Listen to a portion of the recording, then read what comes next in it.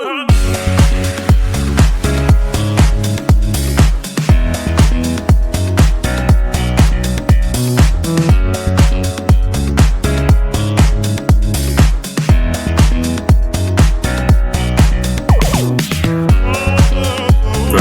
Dyvas podcast starts now.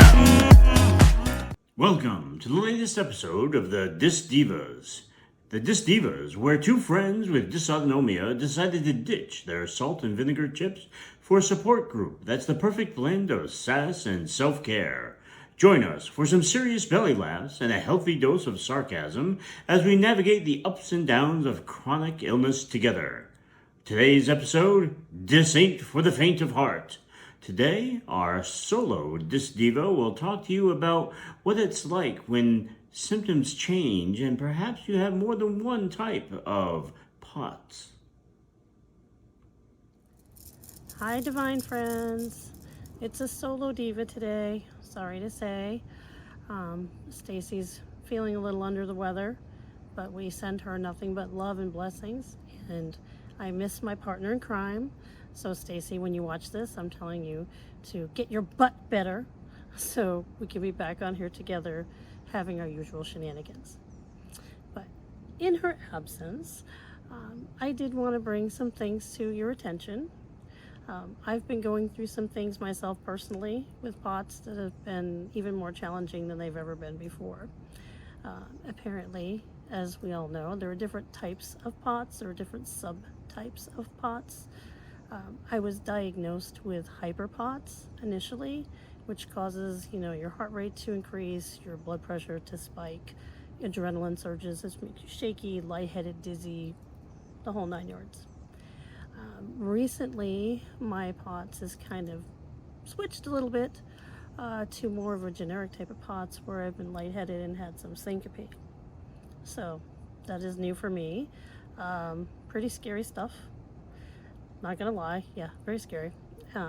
But I was in the hospital for a couple of days, did some telemetry, that seemed to be okay. Visited the EP specialist or electrophysiologist, I believe that's what they're called. If I'm wrong, please feel free to correct me in the comments. Type of specialist, cardiologist who can map your heart electrically to see what's going on with it and make any corrections or do specific surgeries if needed. And he suggested that I have a loop monitor implanted. So that is going to be the next step for me.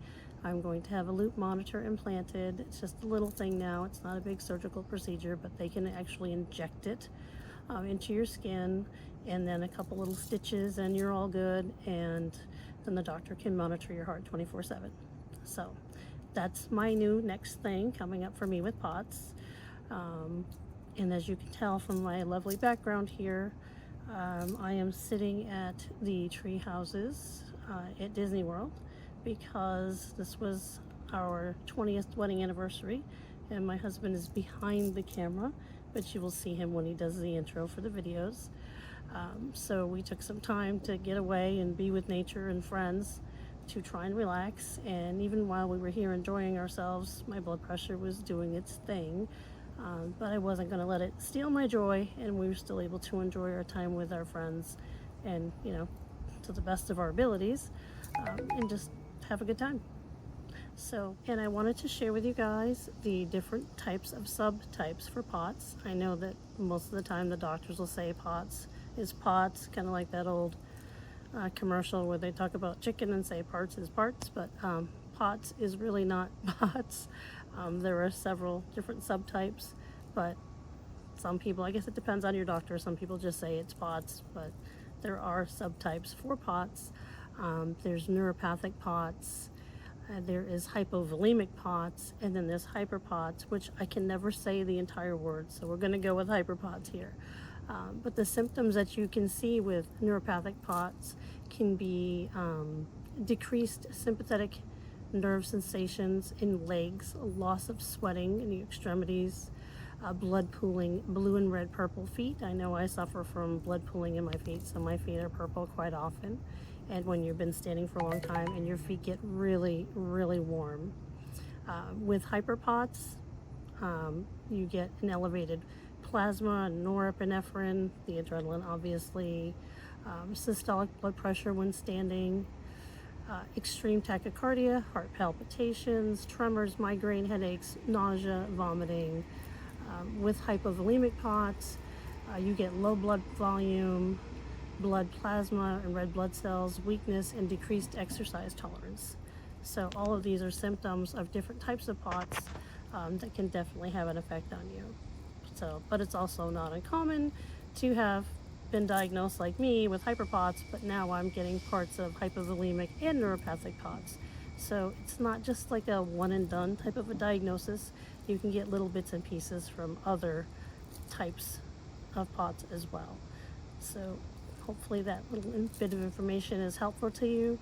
There's more information on dysautonomiainternational.com, but I felt like I needed to share this because this is what's going on with me right now, and it may be going on with you, and you don't know that you can have different types and be affected that way. So, and you might want to talk to your doctor about that. If you're starting to have some weird symptoms that you didn't have before and you don't know what the heck's going on, it could very well be another form of POTS that's, decided to become buddies with your original form of POTS.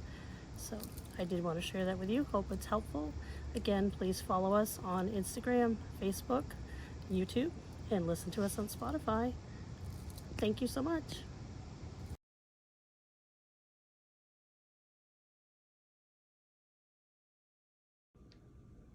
And now for a viewpoint from a caregiver of someone who has POTS. Hello, divine friends. It is Christine, a solo diva, momentarily. And this is my husband, Tim, who does the intros for our podcast, and we are grateful for that, and his little bit of sarcasm to boot. But since we were talking about symptoms changing and celebrating our 20th anniversary, I wanted to get his perspective on how he feels things have changed for me during the time that we've been together versus how I was before I got sick and how I am now. So could you tell our lovely viewers how you feel my life has changed since I was diagnosed with POTS or dysautonomia? Thank you, Christine, for that lovely introduction. Well, obviously, before the POTS took root and started to exhibit symptoms in my wife, we led a normal life. It was very active. We traveled. We go out for walks. We did things that normal people would do. And I hate to use the phrase normal people because people we're not normal. No, but people who have POTS. Definitely not normal, even before POTS. But anyway, go ahead. But in the beginning, when we started to exhibit symptoms of POTS, we didn't know what was going on. So that was very scary, and we didn't know how to react. And it was, because it was an unknown, it was always like a panic mode all the time. But then after my wife got diagnosed with POTS, and we started to know how to deal with this, even though it was still a serious thing to react to, it became almost second nature. When Christine would start to have symptoms, we would know what to do. So the familiarity of it helped, but it's still no less disconcerting. I don't like that word. It's no less disconcerting to us as to what we have to do and the reactions we have to take just to make sure that Christine stays comfortable and healthy. And as things have progressed with this switching of the POTS symptoms that she's having, that just adds more confusion in what do we do now? Because now we have to take into consideration the type of POTS symptoms that she's having, now that she's having more than one. And it just adds to the confusion and the frustration in dealing with dysautonomia. So if you were to give someone advice who is a caregiver for someone who is challenged with POTS, what would you tell them?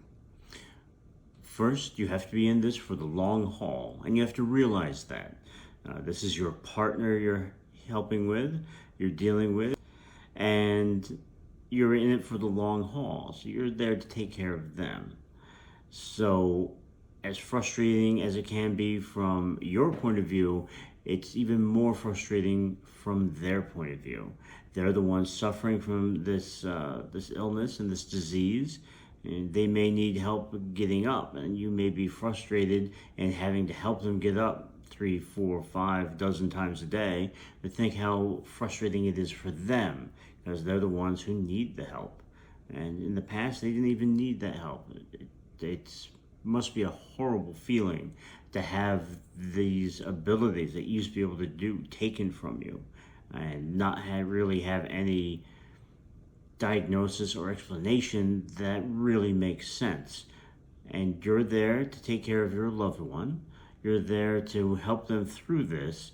And if you ever get frustrated or think, oh, this is too much for me, well, then you just need to step back, take a deep breath, and then do what you have to do, because you're in this for your partner. Well, thank you very much. You're welcome, partner. Thank you for being my partner for 32 years, even though we've only been married for 20. That's a whole other story. We don't need to go there. I had to wear her down.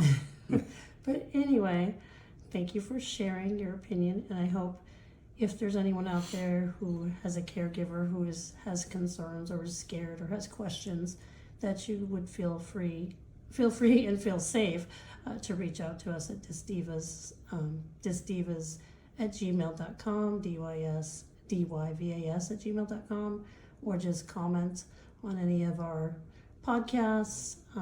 Feel free to reach out, because Tim would be happy to reach out to you. I'd be happy to reach out to you. We have other friends and family and friends who are dealing with similar issues. It doesn't just have to be dysautonomia. It could be another autoimmune disease. We also have multiple autoimmune diseases. Dysautonomia seems to be at the top of our mountain right now, but I have several other diseases as well as our lovely other Dyva, Stacy.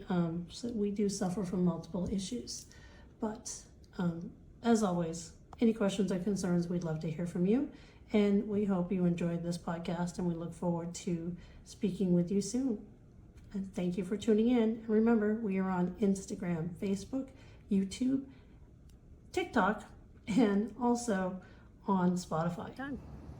So until my Dyva partner comes back, I bid you all a fond farewell, and we'll be sharing more specific details about the different types of pots in the next episode. And if there's anything that you would like us to talk about in a future episode, please feel free to do so. As you know, we are on Instagram, we are on Facebook, we are on YouTube. Again, it's Dyvas, Dys, Dyvas, and we are also on Spotify. So if you don't want to look at us, you don't have to. We're not offended. You can listen to us. So I hope you all have a great week, and I look forward to seeing you soon. Take care. Bye.